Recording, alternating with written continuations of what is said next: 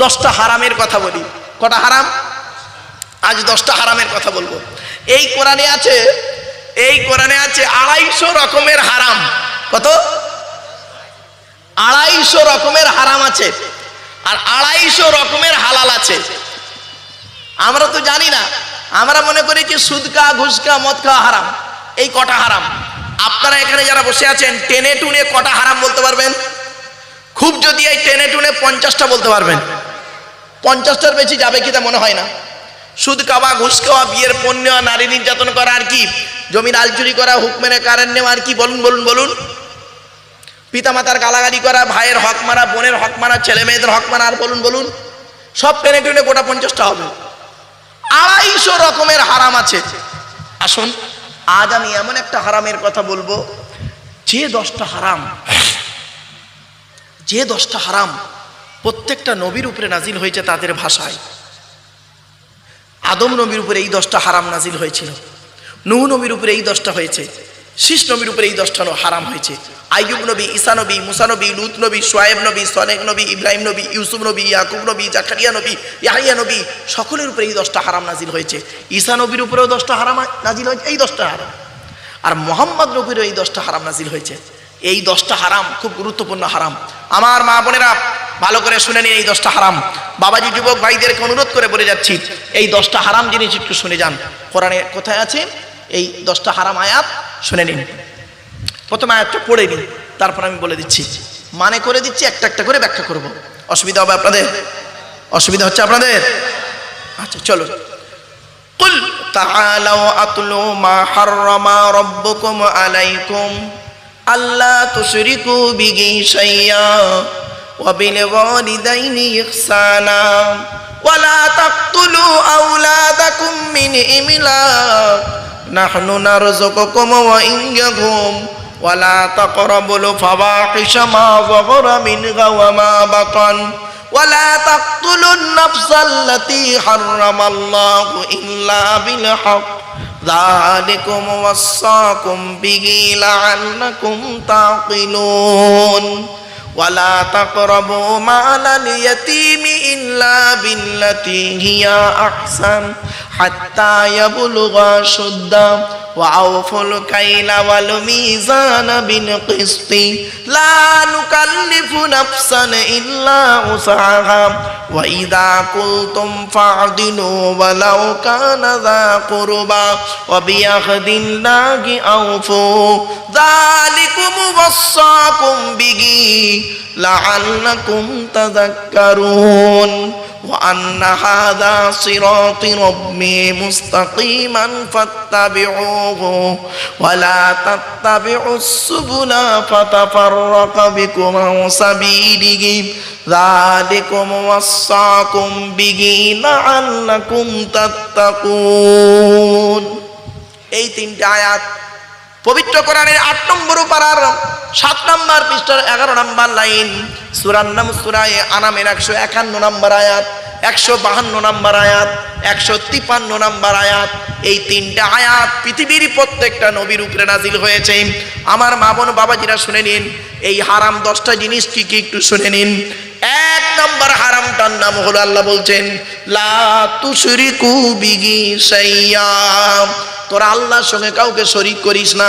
এই জন্য বাপেদের বলে যাচ্ছি, শুনে রেখে দিন, কোরআনে আল্লাহ পাক বলে দিয়েছেন ইন্নাল্লাহা লা ইয়াগফিরু আন ইউশরাকা বিহি ওয়া ইয়াগফিরু মা দুনা যালিকা লিমান ইয়াশা।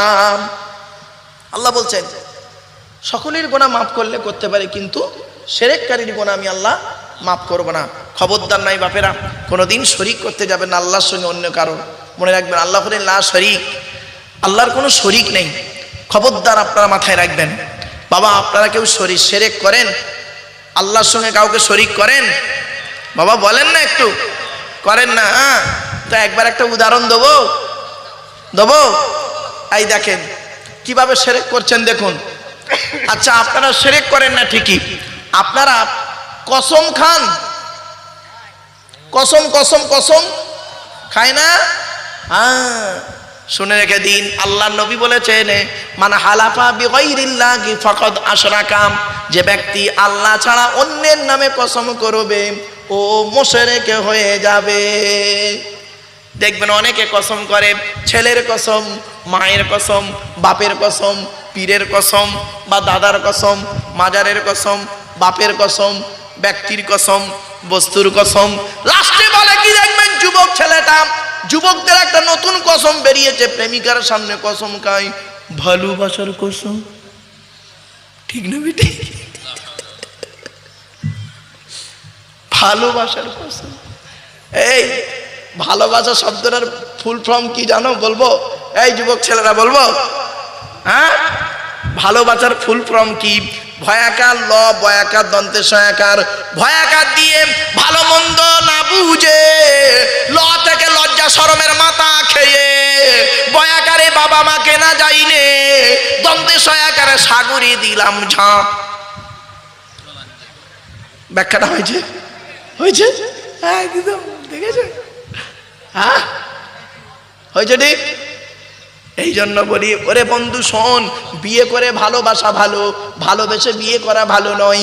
বিয়ে করে ভালোবাসা ভালো, ভালোবেসে বিয়ে করা ভালো নয়। একটা ভালো লাগা, একটা ভালোবাসা, ভালো লাগা ভালোবাসা দুটো কিন্তু আসমান আর জমিন তফাৎ। এই মেয়ে ছেলেরা ভালো করে শুনে নাও, বোনেরা আমার, মেয়েরা বোনেরা মায়েরা শুনে নেন, বাস্তব কথা বললাম। এ ভালোবাসা ভালোবাসা করে পাগল হয়ে গেল। কোরআনে আল্লাহ পাক বলেছেন, ওয়াজআলা বাইনাকুম মাওয়াদ্দাতাও ওয়া রাহমা। ওরে কোরআনের ভালোবাসা হলো আলাদা ভালোবাসা। কোরআনে আল্লাহ পাক বলেছেন, স্বামী স্ত্রীর ভালোবাসা হলো আল্লাহর কাছে অত্যন্ত দয়া, নিয়ামত, রহমত। জোরে বলুন সুবহানাল্লাহ। সুবহানাল্লাহ। স্বামী যদি তার স্ত্রীকে অত্যন্ত ভালোবাসে, আল্লাহর রহমত নাজির হয়। এ মুসলমান কি করে দেখবেন, নিজের স্ত্রী থাকা সত্ত্বেও অন্যের বইয়ের দিকে খালি ঘন ঘন তাকাচ্ছে। ও আওয়াজ, তুই কোথায় ছিলিস? এই ও কোথায় ছিল বল দিদি?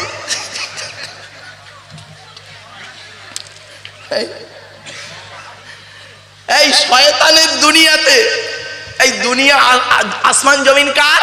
আল্লাহ। তো শয়তানের দুনিয়া বললাম কেন? মানে শয়তানি চক্রে, শয়তানি চক্রে, শয়তানি চক্রেতে, শয়তানি চক্রতে পৃথিবীতে হালাল কাজে মজা কম, হালাল বস্তুতে মজা কম, হারাম বস্তুতে মজা খুব বেশি। ঠিক না বেঠিক?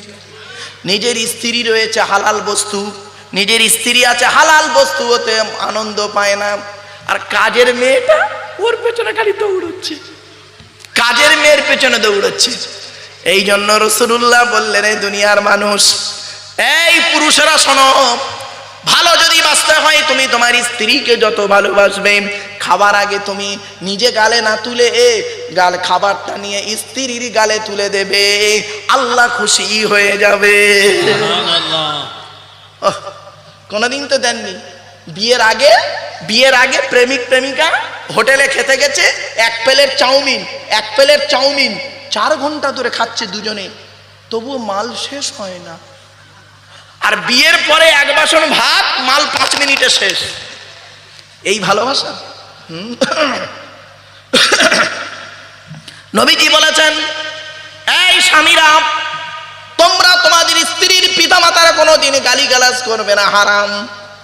কি কি কি কার কার কার? স্ত্রীর পিতামাতা কে? শ্বশুর শাশুড়ির গালি দেওয়া হারাম। এই মা বোনেরা শুনে যান এই কথাগুলো।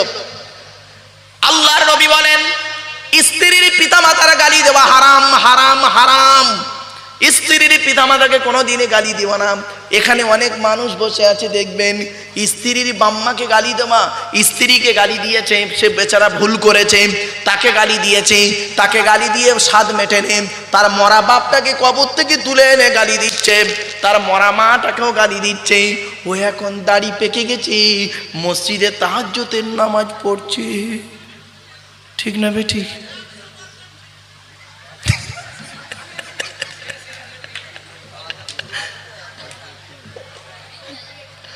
অসুবিধা হচ্ছে? আর একটু হবে না? বন্ধ হতো। এই 2 ঘন্টা বকে ফেলেছি, সবে শুরু করলাম, 2 ঘন্টা হয়ে গেছে। এই মা বোনেরা শুনে নিন, আল্লাহর, আমি বলিনি, নবীজি বলেছেন, নবীজি বলেছেন, এই স্বামীরা, তোমরা তোমাদের স্ত্রীদেরকে ভালোবাসবে। তুমি যেমন খাবার খাবে স্ত্রীকে তেমন খাবার খাওয়াবে, তোমরা যেমন পড়বে স্ত্রীদের তেমন পড়াবে। তা বলে বাবা প্যান গেঞ্জি পরাতে যেওনি, ওটা বলিনি, প্যান গেঞ্জি পরাতে যেওনি, রাগ করো না বাপ। নবীজি বলেছেন উকতুলুল মুজি কবলাল ইজা, কষ্টদায়ক জন্তু কষ্ট দেওয়ার আগেই মেরে ফেলো। বুঝতে পারছেন? বাড়ি থেকে ভাববেন। এই জন্য অনুরোধ করে বলছে, আল্লাহ রসুল বলেছেন তুমি যেমন খাবে স্ত্রীকে তেমন খাওয়াবে, তুমি যেমন পরবে স্ত্রীদের তেমন পরাবে। তুমি দামি দামি জামা কাপড় পরেছো আর বউকে একটা কিনে দিয়েছো মিনু আর অনুসারী, বাজারে কেউ নেয় না, চৈত্র মাসে সেই মাল কিনে দিয়েছে, আর উনি সুন্দর জামা কাপড় পরে আছে। এত সহজ নয়। মনে রাখবেন রাসূলুল্লাহ বলেছেন তোমরা তোমাদের স্ত্রীদের সঙ্গে ভালো ব্যবহার করো। এমনকি তোমাদের মধ্যে উত্তম ব্যক্তি হলো ওই লোকটা হকের উপরে যে ব্যক্তি তার স্ত্রীর কাছে উত্তম ব্যক্তি। আমি মুহাম্মদুর রাসূলুল্লাহ সাল্লাল্লাহু আলাইহি সাল্লাম, আমি আমার স্ত্রীদের কাছে উত্তম ব্যক্তি। জোরে বলুন। বাপেরা অনুরোধ করে বলে যাচ্ছি, আখিরি জামানায় রসুল বলে গেলেন স্বামীরা করবে কি বাইরে যত ঝালগুলো এনে স্ত্রী পরের মেয়ে তার ঘাড়ে ঢালবে। এজন্য অনুরোধ করে বলে যাচ্ছি স্ত্রীর প্রতি অবিচার করতে যাবেন না। অনেক শাশুড়ি এখানে বসে আছে দেখবেন, অনেক শাশুড়ি আছে দেখবেন নিজের মেয়েকে খাইয়ে নিয়ে ঘরের ভেতর ঢুকে বলল বৌমা পরের মেয়ে খেয়েছে কি তা খবর নিল না।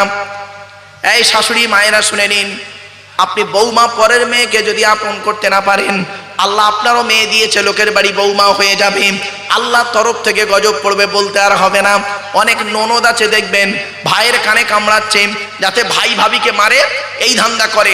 এ যুবতী বোনেরা শুনে নাও, ঘুটে পড়ে গোবর হাসে, ঘুটে বলে তোরও একদিন আছে।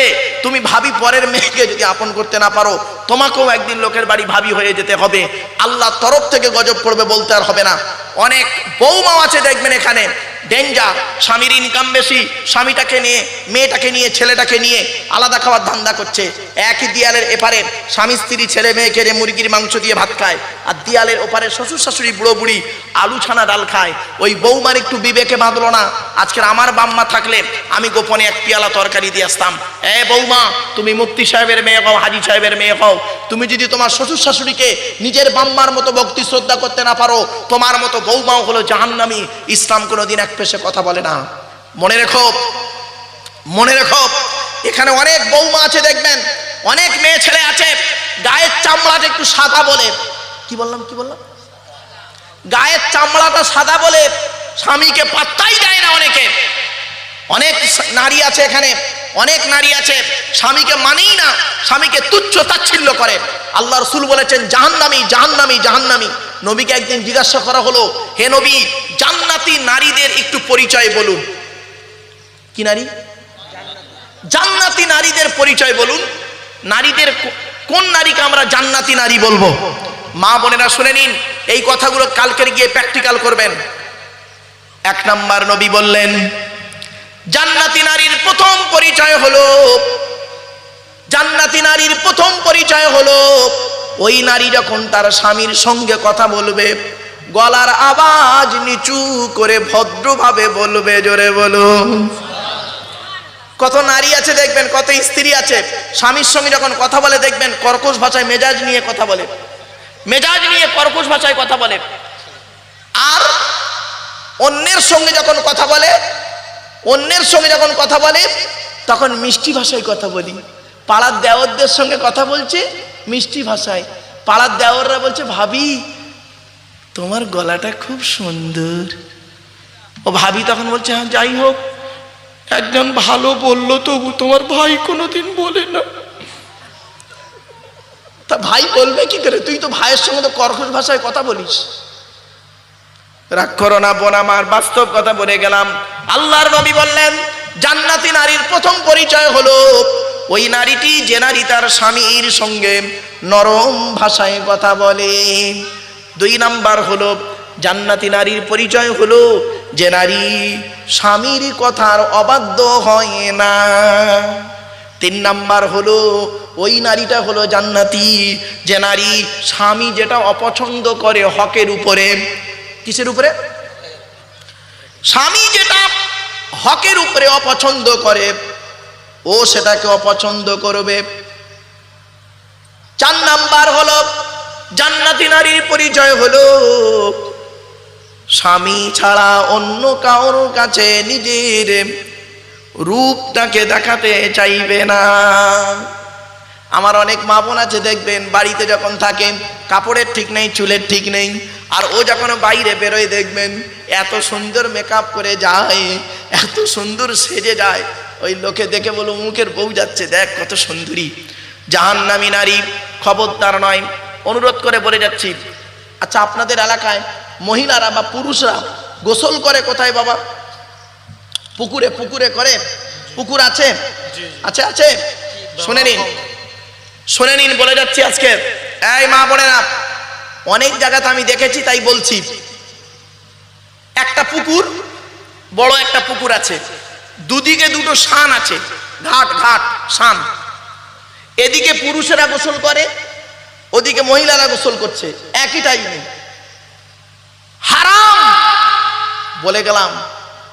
মুরব্বীদের জিজ্ঞাসা করবেন, আজ থেকে 40 বছর আগে তারা করতো কি?